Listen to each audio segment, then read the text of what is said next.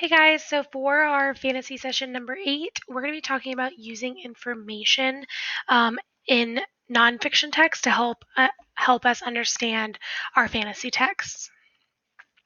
So far, we have learned about fantasy text in regards to researching the setting.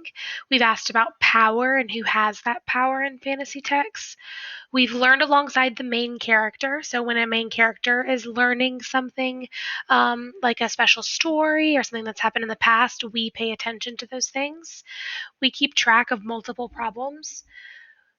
We suspend judgment about characters and places until we find out the truth about those things.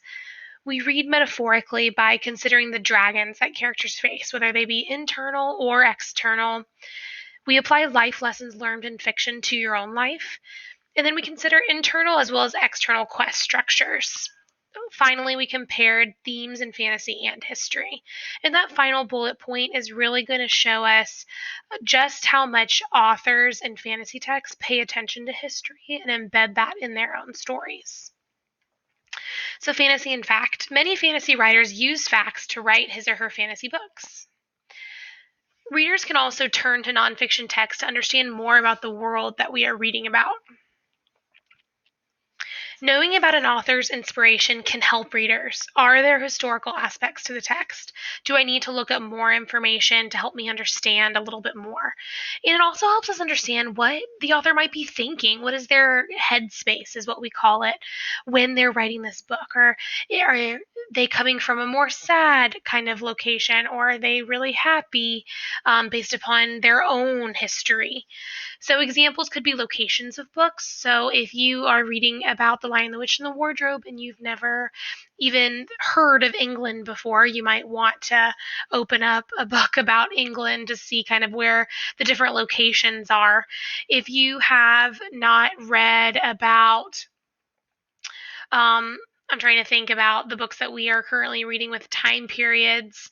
Like, if you've never heard of a generator before, then The City of Ember would be really confusing to you. All right, so we're going to read a book called on Epic, and we're going to pay attention to what history we might learn in this text.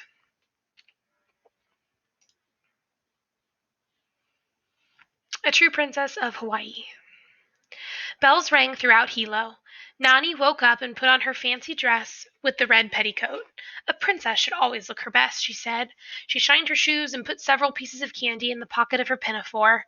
Nani wanted to be a princess. She walked daintily to school, careful not to scuff her shoes. The bells were still ringing. The neighbor boy, Kyoki, ran past her. "What is happening?" Nani called out.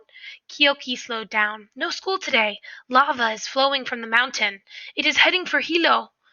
Mauna Loa, the largest volcano in the world, had been bubbling with lava for months, but it had never before come this close.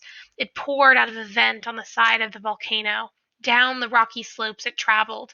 Once the lava started, there was no way to stop it.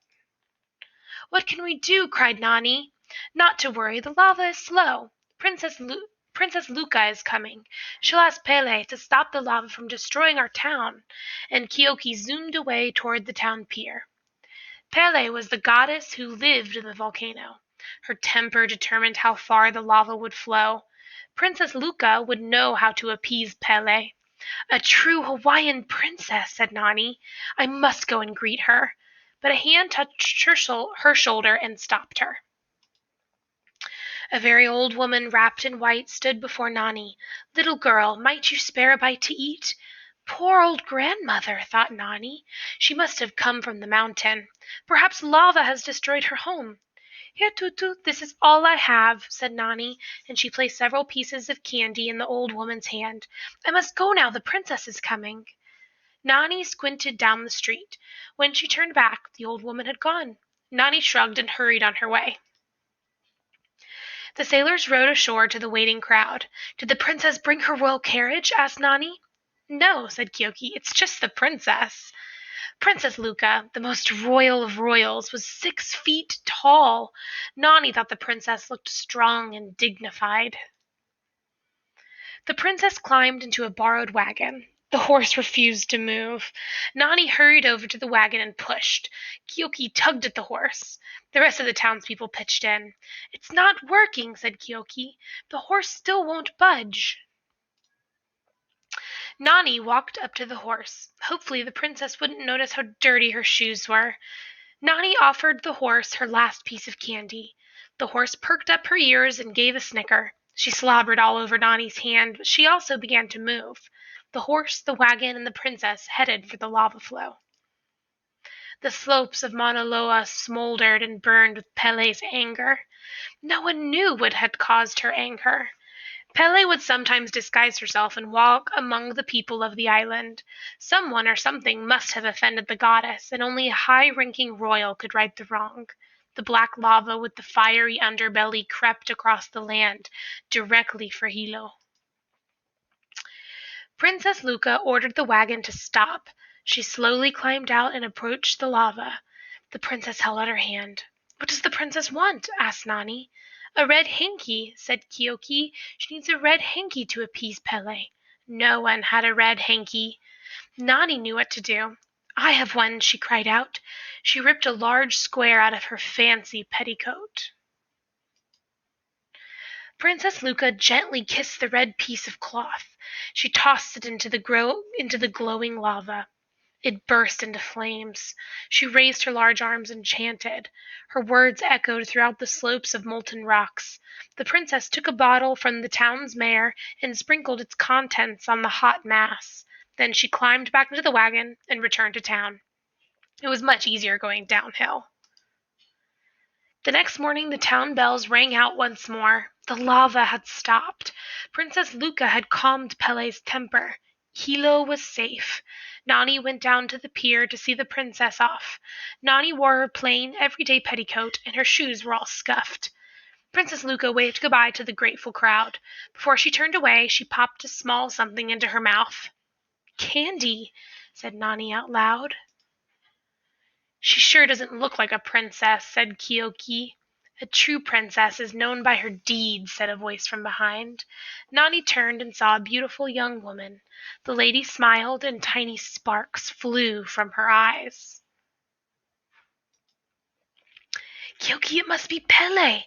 Nani nudged her friend. But when Kyoki looked, the lady had vanished. Nani felt something in her pocket. There were 2 large peppermints. She shared her candy with Kyoki.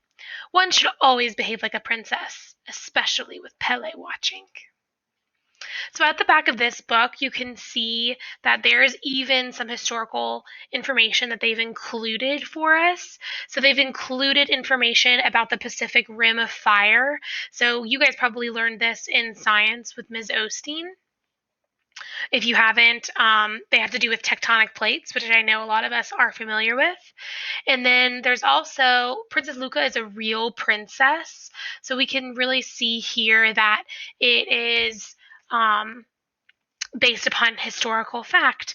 Same thing with Mauna Loa. Mauna Loa is a real volcano in Hawaii.